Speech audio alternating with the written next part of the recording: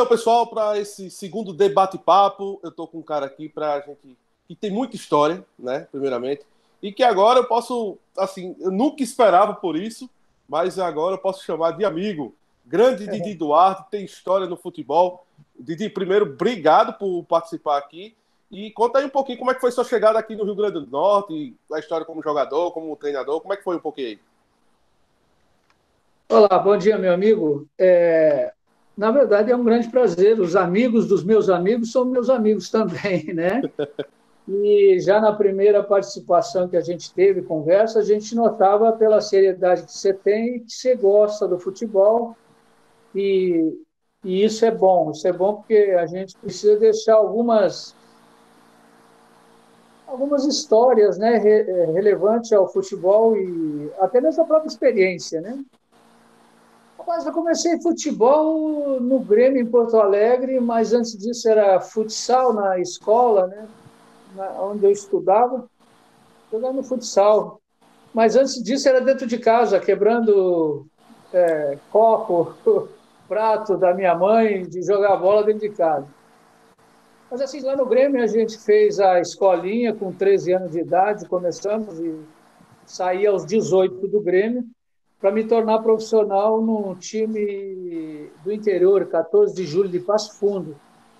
Joguei um ano e meio lá, mas também queria parar de jogar. Não me adaptei ao problema do profissionalismo. Ele para quando tu não é bem preparado, ele é meio complicado, né? E eu sozinho, né, num local distante da família, que vivia sempre com a família, tive esse início muito ruim, mas o convencimento da minha mãe, meu pai, né, com relação a tentar mais uma vez, eu fui para o Paranavaí.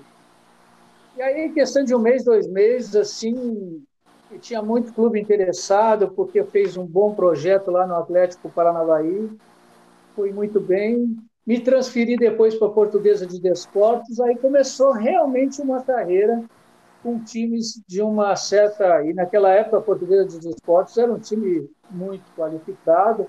Recentemente tinha construído seu estádio, né, no Canindé, e ali aprendi muito ali, foi um aprendizado bom.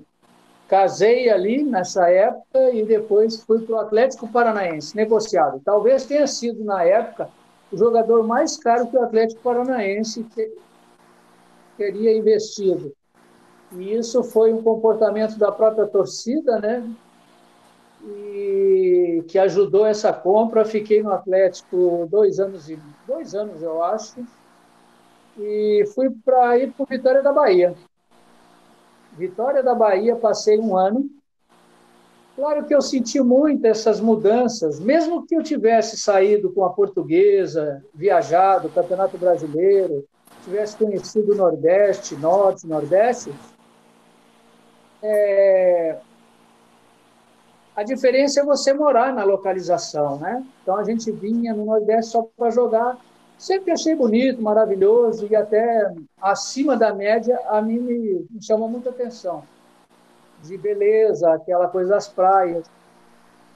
E quando tu vem para morar, como eu fui para Salvador, existe sim, aí é uma cultura que estabelece você numa residência e poder ter comunicação com aquele povo todo, né? Mas foi só no início, por causa do clima, o calor intenso. Eu saí de Curitiba, tinha neve naquela época, em 75. E aí, quando cheguei em Salvador, de blazer e tal, tive que tirar a camisa, tive que dar tudo por causa do calor. Mas foram 11 meses. Eu fui relativamente bem no primeiro semestre, depois tive uma entorse no tornozelo, foi muito difícil de curar. Quando me curei, fui para o Náutico de Recife. Do Náutico fiquei quase 4 anos lá, depois fui para o Esporte Clube Recife. Aí eu saí do esporte e vim para o América. Foi o América que abriu as portas para mim vir aqui e estar morando aqui até hoje, né? A escolha não foi só minha, foi da família. E estamos aqui até hoje. Depois, meu encerramento de carreira, saindo do América, fui para o Alecrim, né? A gente construiu um time bom no Alecrim, fomos bicampeão, e aí sim, aí eu parei, até porque eu já ia parar quando eu estava saindo do América, né? isso em 84. Mas aí houve o convite do Alecrim, a gente ainda fomos lá e fomos bicampeão. E este foi a carreira de atleta, né? Posteriormente, aí depois a gente se virou nos 30 aí, logo em seguida queriam que eu fosse treinador, é uma coisa que aconteceu, natural. E trabalhei muito com turismo também, eu passei muito tempo trabalhando no turismo, fazia as duas, né? O turismo te dava condição de trabalhar em determinada época, e o futebol muito pouco. Eu procurei ficar 10 anos mais com a família, porque a gente viajou muito, entendeu, Diego? Uhum. E aí fiquei mais em casa. Aí sim, depois passou 10 anos, aí que eu entrei de cabeça novamente no profissionalismo como treinador.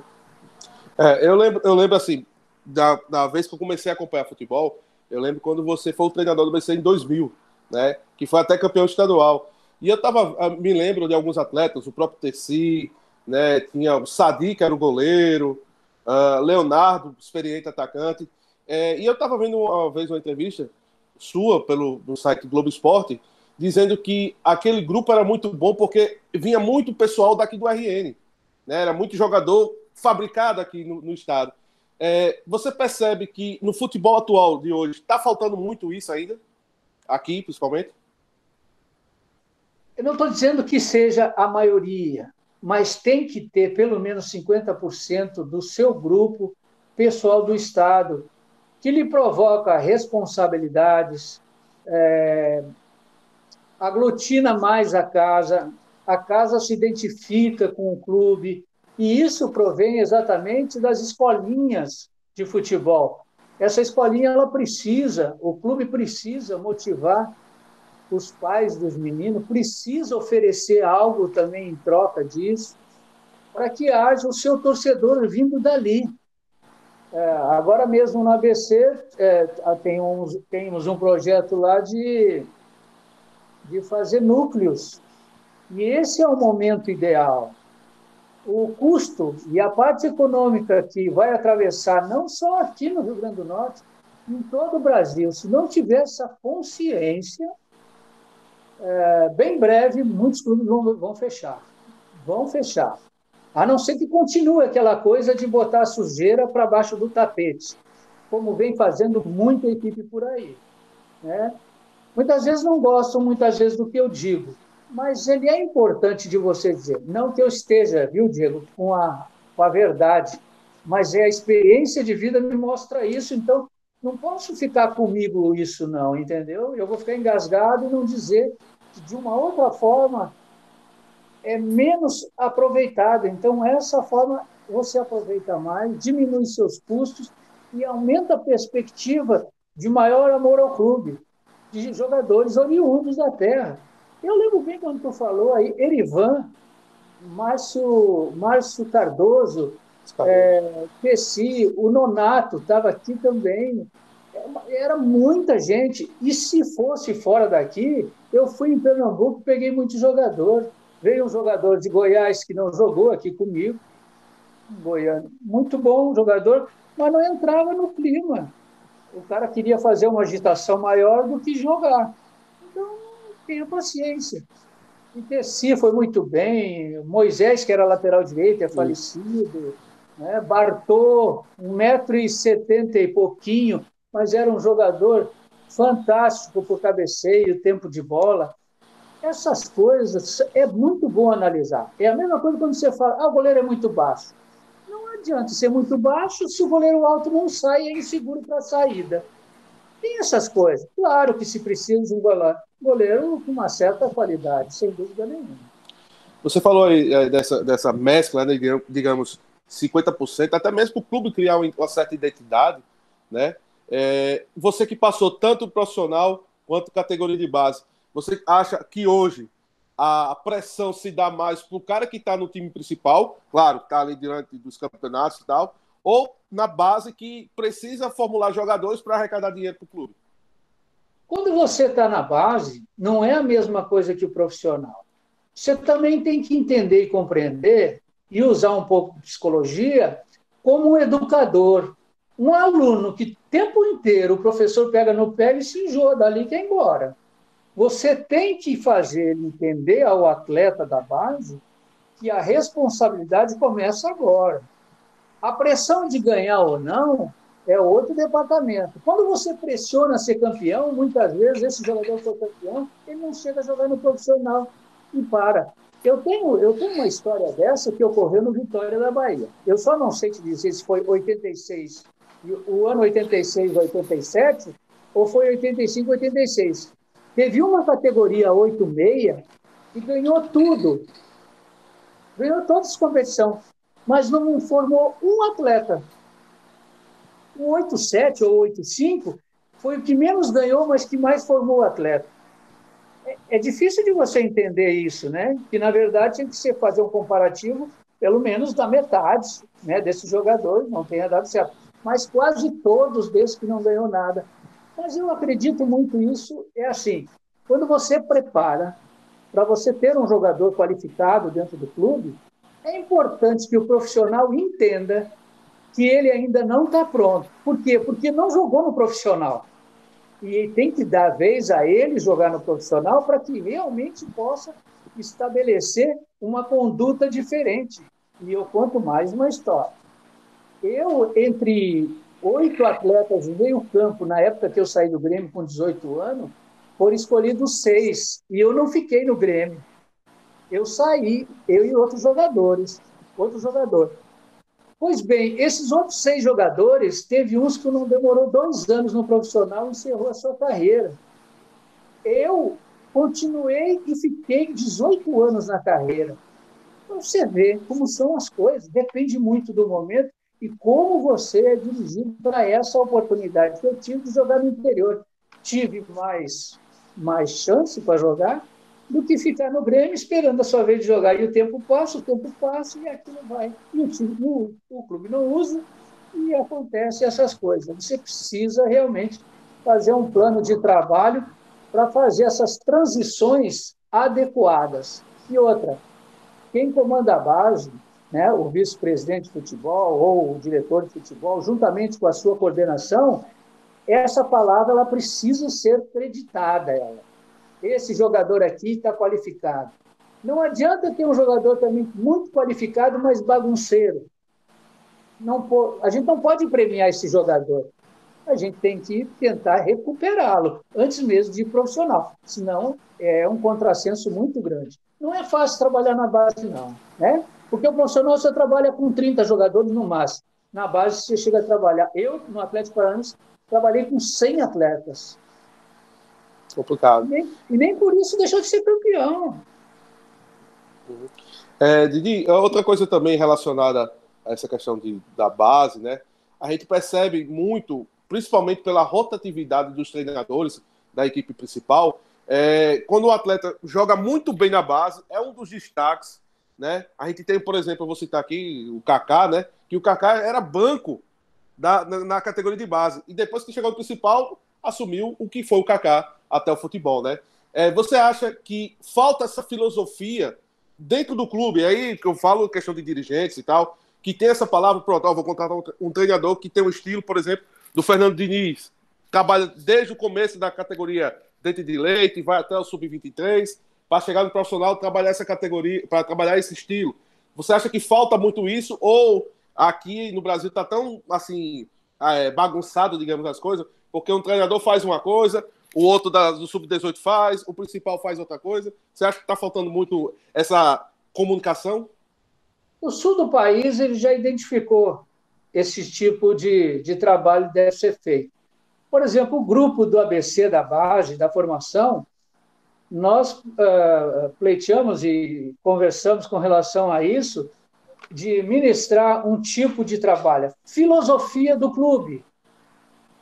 A maneira que o clube joga hoje, que foi implantado com relação ao profissional, eu achei acertadíssima porque faz o meu gosto, o meu gênero. Dentro da sua casa, dentro do Rio Grande do Norte, você tem que propor o tempo todo o jogo. Isso não significa que as outras equipes não sejam fortes, não é isso. É que você, admitindo isso dentro da sua casa, nada de ficar lá atrás, propondo o jogo e fazendo sua marcação alta na pressão de transição rápida, com velocidade, Isso é uma filosofia constante que tem que ter o clube. O profissional está fazendo isso, provavelmente disputa 3 campeonatos, é meio difícil tu organizar. Mas a concepção, o início do trabalho, filosofia de trabalho, o planejamento para chegar posteriormente, como o Bahia está fazendo hoje, como o Fortaleza está fazendo, começa-se pela base. E começa-se dentro do Estado. Você fazendo o planejamento, seus torneios que você faz de uma semana, em qualquer lugar por aí sempre faz torneio de base. Agora mesmo, estamos convidaram mais uma vez o pessoal, já tinha feito parte dessa Futebase, através de reuniões que a gente fazia na CBF, e muitas vezes ia para os clubes, no Rio Grande do Sul, no Atlético Mineiro, no Cruzeiro, e nós fazíamos essas reuniões, né, de 6 em 6 meses, às vezes chegava até de 3 em 3 meses, para reorganizar, reestruturar. Primeiro falava-se muito, e aí a gente precisa falar sobre isso, que era a parte ética, que muitos clubes vinham aqui do Sul para tirar jogador nosso aqui. E eu contestei isso a eles. Eu cheguei a dizer, olha, gente, se vocês fizerem isso, nós vamos perder jogador o tempo todo e não vai sobrar para vocês. Vamos tentar fazer para ter uma parceria, inclusive com essa parte ética. Quando houver um interesse, conversa-se pessoalmente e vai ver o que vai acontecer. E hoje, no Nordeste, aqui, a gente está se organizando, se reunindo, para que haja mais competições dentro do Nordeste, para não sair daqui para o sul do país, gasta uma fortuna de dinheiro. E não tem muito a ver. Tu vai lá, joga 3 jogos e vai embora para casa. O que você... A gente quer muitos jogos, acima de 40 jogos. Mas você faz em Pernambuco, você faz aqui no Ceará, você faz em João Pessoa, ali na Paraíba, você faz em Aracaju. Mas, pô, sair daqui para ir a São Paulo, dá 2, 3 jogos. Você sabe que é difícil, você vai ser campeão se o Nordeste, e aí só posso colocar o Bahia hoje, uma possibilidade, juntamente com o Ceará, que possam chegar lá e ser campeão da Copinha. É a verdade, não podemos esquecer disso aí, entendeu? Então, o trabalho deve ser feito dessa forma. O modelo de jogo, na verdade, ele é colocado nesse perfil. Como você vai jogar, não interessa, mas você tem que jogar acuando o time adversário, porque você é do ABC, porque você é do América, né? O Globo tem perspectiva de fazer. O Santa Cruz ele vai chegar a isso, eu tenho quase certeza. Estão trabalhando para isso. Mesmo aqui no Rio Grande do Norte, são times considerados pequenos, mas que pode chegar lá. Didi, você que está mais por dentro, né, da categoria de base, né, você percebe que o aliciamento, né, aí entra a questão da ética e tal, o aliciamento, principalmente de empresários, continua muito forte, principalmente aqui, porque aqui, você sabe, o Nordeste, no geral, ele tem muita joia, né? Tem muita joia para o futebol, mas ainda é muito presente, principalmente aqui nessa região. É muito, é muito. Eu já tive vários problemas quando eu fui para o Náutico, mas eu consegui fazer, porque eu digo assim, se eu ficar na mesmice, nada vai ser identificado que eu tenha deixado algum legado. Não adianta. E aí eu vou me desgastar. Por exemplo, eu não tenho idade hoje para me ficar recebendo ódio de um cara que chegou no momento no clube. O clube, a filosofia é essa, nós vamos trabalhar sobre isso aí. Eu tenho alguns desses meninos que fazem captação e que são empresários e que trabalham para boas empresas. Às vezes a empresa é boa, mas o cara que trabalha para a empresa, ele faz as suas, sabe? Não é ético, não trabalha com você e acha que só o jogador dele é bom. Não é assim. Quem diz que é bom é o grupo da base. E outra, ela passa pela visão da coordenação, inclusive da direção da base, tem que passar.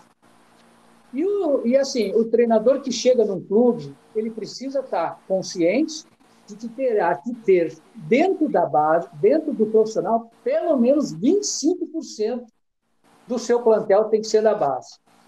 Eu tive nessa reunião aqui dos meninos, agora do Nordeste, dos coordenadores, o cara do Vitória lá, Emerson, que é o coordenador, o Vitória teve uma queda impressionante por estar esquecendo a base e começou a contratar de fora. Chegou ao ponto dele não ter ninguém na base uma época. Tanto é que ele deu uma queda muito grande. voltou, o novo presidente voltou com o mesmo trabalho que ele tinha reiniciado. Esqueço o nome dele agora, mas depois eu lembro. Ele voltou com essa mesma. Agora, de 25, 50 jogadores da base, agora tem que estar da base, 50%. E possivelmente, já para os 2 anos seguintes, mais de 80% será somente da base. Isso também em virtude da economia que vai. As pessoas parecem que não olham um pouco na frente das dificuldades. Se hoje já tem dificuldade, imagine agora, após pandemia, como não vai ser esse processo, né? Verdade. Agora, mudando um pouquinho de assunto, para quem não conhece, pessoal, Didi Duarte aí tem um nome marcado na história do futebol potiguar como o cara que fez o gol mais rápido da era Machadão, 6 segundos aproximadamente, e foi no clássico América e ABC. Didi, conta aí um pouquinho como é que foi esse gol aí, porque eu já tinha escutado, já lido, principalmente numa história do Everaldo Lopes, né, o saudoso Everaldo Lopes, contando que você já via muito o Caetano, que era o goleiro do ABC, adiantado um pouquinho a mais na marca do pênalti, né? E você jogou do lado do meio de campo e acertou. Conta aí um pouquinho desse lance. Rapaz, foi em 81, acho, 81, 82, 81, nós fomos tricampeões, foi 81, acho que tricampeões e fomos invictos, né? Mas assim, foi a primeira fase do primeiro turno e nós precisávamos ganhar o jogo do ABC. E nós estávamos com o nosso salário um pouquinho atrasado, né? E o presidente Henrique Gaspar, foi ele que me trouxe para o América, e ele está dizendo assim, olha, se passar dos 12 mil aí, vocês receberão um pagamento e mais o adiantamento, essa coisa toda. Motivando o pessoal para clássico, né? A gente sabe que não. E realmente deu 10 mil pessoas, né? Num primeiro jogo assim de fase, até que foi razoável. Mas assim, a gente fica chateado, né? Por menos torcedor, podendo receber o salário, aquelas conversas. A gente tem uma cabeça assim quando está aprendendo no futebol, entendeu? Apesar de eu já ter uma certa experiência, mas havia essa coisa. E eu não era a primeira vez que eu tinha tentado, não. Eu já tinha tentado 2 vezes, uma contra o Santos e a outra vez contra o América Carioca, que o Birajara era um goleiro alto, mas sempre conversava na frente do pessoal antes de sair o jogo. Quando o juiz sempre fazia assim, que se estava bom com o goleiro, ele chamava atenção, e o goleiro fazia assim, e ele ficava no lugar, eu tentava não. O Santos foi assim, o Birajara foi assim. E às vezes eu batia uma pelada, fazia isso também. Quando chegou aqui naquele dia, me deu vontade.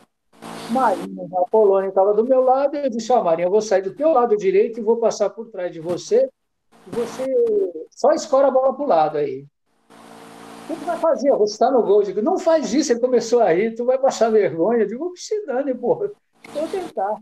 Porque o Caetano estava muito do lado esquerdo, conversando com o Cláudio. Eles estavam conversando ali, alguma coisa e tal, e o juiz fez assim, e ele continuou caminhando devagarinho. Eu digo, agora, o juiz apitou, César Vigílio apitou, eu dei 2 passos na bola e pegou forte a bola. E a bola foi indo, Caetano! O pessoal gritou com o goleiro, Caetano! E ele foi indo caminhando devagar, como se a bola não fosse chegar. Quando ele viu que ela foi, ele chegou e a bola caiu lá dentro. Eu pensei que a bola não tinha entrado, não. Não tem como vibrar, não houve vibração. Às vezes a pessoa me pergunta qual foi o gol mais bonito que você fez. Não foi esse. Foi um gol diferente. Não é gol bonito. Gol bonito é aquele que você vê no meio do campo, chuta lá de fora, pega, né? E lá aos 40 e tal, aquele golaço e tal. Esse não, esse foi atípico, né? Isso não é muito fácil de você fazer. Foi 5 segundos. Na verdade, nem César Virgílio marcou, porque ele ficou olhando bestamente e não marcou aquilo. Ele me disse no relógio dele, depois que ele foi mais ou menos imaginar, aí fizeram uma maneira como a bola podia chegar, porque nem o tape tinha, né? A televisão não foi aquele dia, a TV Universitária, não sei o que houve, e não conseguiu marcar aquilo. Mas ficou naquilo ali, vai para o livro dos recordes, mas ninguém foi atrás, e eu também. Segundo Everaldo Lopes, né, quando ele conta um pouco do lance, né, na época que ele era repórter da Rádio Poti, ele disse que a TV Universitária não deu problema por causa da Kombi, né, a Kombi que levava todo o equipamento, quando foi chegar era quase 25 minutos já de bola rolando, então, infelizmente, a gente não tem esse lance registrado aí para a história. Mas, Didi, continuando aqui com essa parte, você passou aí, vestiu a camisa do América, vestiu a camisa do Alecrim, claro, na época se tinha muito mais presença, a força do Alecrim, né? Quem conhecia mais, assim, não tão quanto igual o BC, mas os três ali, o trio, era algo muito forte. E você passou para ser treinador do BC, agora hoje trabalha com a parte da categoria de base, a coordenação técnica. A diferença na questão do sentimento, né, em relação das duas equipes, no caso do ABC e do América, claro, uma você jogou e a outra você atuou como a parte ali da comissão. Existe diferença dessa camisa ou, assim, o profissionalismo persiste, é diferente? Conta aí um pouquinho dessa relação ABC e América. Diego, é assim, Diego, o que eu acho, o mais importante de tudo, por isso que eu estou falando assim, precisa ser criado um gosto da camisa do amor, mas, acima de tudo, você precisa ser profissional. Amor à profissão. Isso é o que é um jogador profissional. A vibração que eu fiz jogando e fazendo gol pelo América foi a mesma que eu tive quando passei pelo Náutico, quando eu passei pelo Sport, quando eu passei pelo Alecrim. E, olha, vou te dizer mais, talvez sentia mais forte essa emoção porque o Alecrim era 18 anos que não era campeão, cara. E eu, encerrando a minha carreira, eu consegui jogar por esse nível de motivação. Claro que a gente trouxe jogadores que eram acostumados a ser campeão, vários jogadores. Eu mesmo ajudei a indicar jogador para ir para lá, né, falando com o Ivan Silva. Tínhamos que levar mais reforço lá. Odilon estava na Paraíba. Então, formou-se realmente um time forte. E essa força aí é que me deu o ânimo para continuar, além do campeonato que foi, que vibrei muito, vibrei também muito mais ainda no bicampeonato, porque ali a gente foi campeão com salários atrasados, para provar que o jogador de futebol não é essas coisas que muita gente fala, não ganhou porque é mercenário, porque não recebeu. Não, nós tivemos questão e todo mundo jogou com a mesma vontade como se estivesse em dia. E nós estávamos naquela época 3 meses de salário atrasado. Foram as coisas que a gente passou. Mas, para mim, foi luta vencida, guerra vencida. Né? E eu, quando eu fui para o ABC, eu passei por outro time, brigo pelo time mais do que tudo. Eu sou desse jeito, eu estou ali, eu sou profissional do clube. Qualquer pessoa que venha contestar em relação ao clube, negativamente, não faz parte do meu grupo. Não quer trabalhar, não trabalha. Está insatisfeito, procura um lugar melhor. Porque a gente não pode ficar como muitas vezes a gente vê esses empregos de amizade. Né? Não dá. Amizade o meu filho, por exemplo, meu filho, se tivesse educação física, podia ser, mas eu ia arrumar um lugar para ele no outro local. Se no momento que ele crescesse, tivesse já apto, eu levava. Mas eu não posso botar nas minhas costas, né, um desentendimento de uma pessoa que ainda não tem conhecimento. Agora, quando ele tivesse conhecimento, sem dúvida que podia. Eu acho que tem que ser isso. Você falou aí que, uma conversa passada agora, relação ao que o ABC está fazendo núcleos, né? Tem a ideia de fazer núcleos para captar esses jogadores e tal. Existem outros projetos que estão por aí para o ABC, junto a essa categoria de base? Como é que está o andamento até o momento? A gente está conversamos muito assim, via telefone, né? A gente faz aqueles videoconferência, mas a gente já fez uns esboços, né? E a gente passa para o Fred, e o Fred resolve lá com o presidente Bira, né? E todo o grupo hoje está consciente da dificuldade financeira, todos os que ficaram no clube até agora, porque a gente não sabe se vai ficar mais gente, se vai sair, ou se vai chegar, ou isso e aquilo, tá entendendo? E a espera é de que tudo, pelo menos até agora, Fred está dando essa condição da gente ir harmonizando e segurando. Houve uma possibilidade agora de jogar a Copa do Nordeste, mas só o ano que vem, a Copa do Nordeste de Sub-20. Ótimo, excelente. dá condição. Mas, além dessa Copa Nordeste, temos que formar ainda vários outros campeonatos para estar jogando de 3 em 3 meses competições mais fortes. Porque o nosso campeonato estadual aqui é frágil demais. São 10 ou no máximo 12 jogos, quem chegar até a final, 11 jogos. Não, não pode, tem que ser o mínimo numa competição dessa aí, uns 20 jogos. Quanto mais jogar esses meninos, mais adquire condição. Não dá nem para você, às vezes, poder botar um menino de um sub-16 para qualificar ele, ou um sub-17, um sub-20, que é para dar uma performance, porque ele está com uma qualificação melhor. Não dá para fazer, porque é pouco jogo. Né? Então, divide. O juvenil faz 10 jogos, o sub-20 faz mais 10 jogos. Eu vou ver se mistura agora mais gente do sub-17 no sub-20, jogadores qualificados por nós, né, na verdade, que possam ficar até o último ano. Esse último ano, para mim, eu acho que com 20, 19 anos, já tem que estar no profissional, ou até antes. Se tiver qualidade, já tem com 17 anos, tem que estar jogando. É o meu ponto de vista. O resto, eu estou dizendo isso porque eu fiz isso no Náutico, eu fiz isso no Atlético. Eu comecei pelo Atlético Paranaense, aprendi no Atlético. E fiz isso no Náutico, deu muito certo. Tem 5 jogadores jogando hoje no Náutico, 4 ou 5 jogadores jogando no Náutico, que foram da minha época. Eric, que joga de um lado do campo, né? Mais o outro zagueiro, goleiro Jefferson. O outro foi vendido, que foi o Bruno, vendido para Portugal. Esses jogadores estão lá no Náutico jogando, muitos deles. E outros foram negociados, né? Mas sempre deu certo dessa forma, entendeu? Bacana. Didi, só para a gente já dar aquela finalizada, primeiro, você passou, obviamente, jogador, treinador de equipe profissional e agora trabalhando em categoria de base. Desses 3 aí, o que sente mais falta e o que te mais agrada? Você gosta mais de trabalhar, por exemplo, queria estar, por exemplo, num time profissional, né, trabalhando aí, ou a categoria de base é aquela que poxa, esse aqui, pós-jogador, esse daqui foi o que está me atraindo mais, é o que está me deixando mais apaixonado por trabalhar.